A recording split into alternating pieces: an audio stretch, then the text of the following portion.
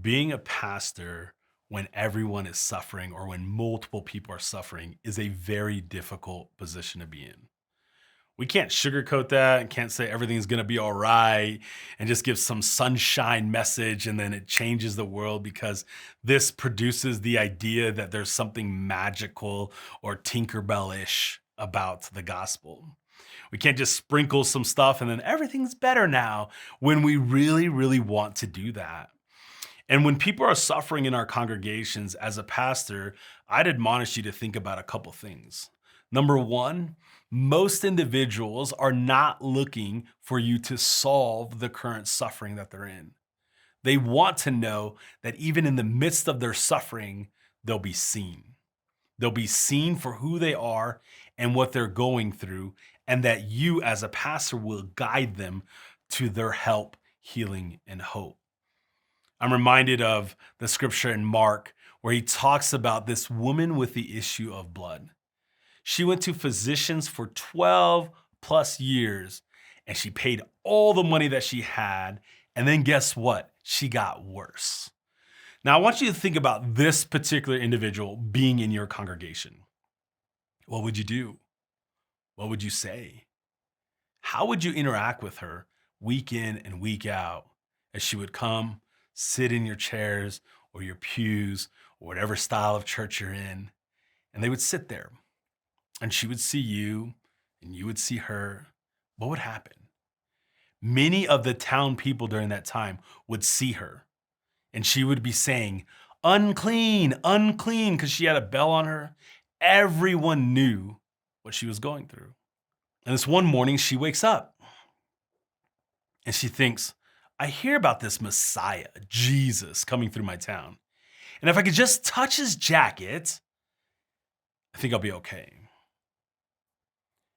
The thing that we don't understand is that she would have to touch everybody else along the way because there was a crowd around Jesus. And what's so powerful, what Jesus does in this moment, is you watch this woman, you read, this woman presses through the crowd and touches the garment of Jesus. And Jesus says, who touched me?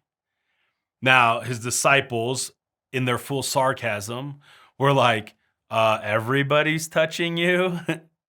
And Jesus is like, no, someone touched me. And in that moment, Jesus looked around and made eye contact with her. And she saw him and he saw her. And she ran to his feet trembling and told him her whole story. Why is that important for us to know as we minister to people suffering in our congregations, in our body? It's because these people want to be seen in the midst of their pain. And they want to know that they're heard, that someone's willing to listen to their story. And they ultimately want to be valued. Suffering does not mean you're less than. Suffering means that you are experiencing what it's like to be a human, and others are to show you compassion. As a pastor, I would admonish you to show compassion to those people in your congregation. And there's many ways that we can do that. One of those ways that we can be compassionate is seeing people, much like Jesus saw the woman when she came to him and she turned and told her whole story. 90% of people walk throughout the day feeling unseen. What would it look like in our congregations instead of greeting people with, how are you? Hi, how are you? And greeting them with, good to see you. Glad you're here. What would it look like in our congregations if we just changed that language enough and altered our perspective enough to say, we want people to be seen. We want people to know that we're willing to listen to their story. You know, this woman, she's seen in that moment. And then it says, scripture says that she then told her whole story. Jesus didn't ask her to tell the story. She just told her whole story. Which leads me to the second thing that we can do as people in our congregation is to be those that are listeners. Now, we all have different ways of what listening looks like and what we expect and don't expect. And that's what makes listening hard. Listening is a complex idea. There's so many aspects to it. But I'll share a couple thoughts of what listening could look like. When we're in our congregations, there's this book that I want to refer to. It's called The Rabbit Listens. And in this book, you see a young child who's building, like on with cards. They're building a big castle. And all of a sudden, crows come by and knock down all those cards.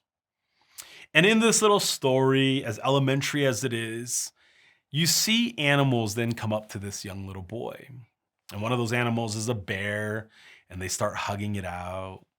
And the next animal is like a hyena, and they start laughing about it. And the next one's an ostrich, and they put their heads in the sand about it. And then there's other animals that come along and they do different things. And nothing really changes until this little rabbit walks over and just sits by this boy. They don't do anything. You turn some pages, you see them do nothing. And then all of a sudden, you see the rabbit and the boy laugh together. The rabbit and boy hugging together. You see them putting their head in the sand together. And then ultimately, you see that rabbit and the boy begin building those cards back up into a castle. I think one of the most compassionate, loving things that we can do when people suffer or are going through pain, have a mental illness, is to be those people who listen and listen well. We're admonished in the scriptures to be slow to speak, slow to anger, but quick to listen. There's nothing else in the gospel that we're supposed to be fast at besides listening. And I hope that your members and your congregation members will benefit from you saying, I'm going to be a good listener. And listening does not require that you fix. Listening requires that that person feels heard. And one of the easiest skill sets that I've learned in the midst of that is to begin my conversations with, how do you know you're heard? How do you know I'm listening? How do you know that in this conversation, I'm hearing you? What are one or two ways that I can do that? And then the opposite of that, what are one or two ways that you know that I'm not listening? Because everybody has different expectations. Maybe they're okay with you looking at your phone. Maybe they're not okay if you don't keep your eye contact with them. Maybe they are definitely don't want you to make eye contact with them. They just want to walk with you.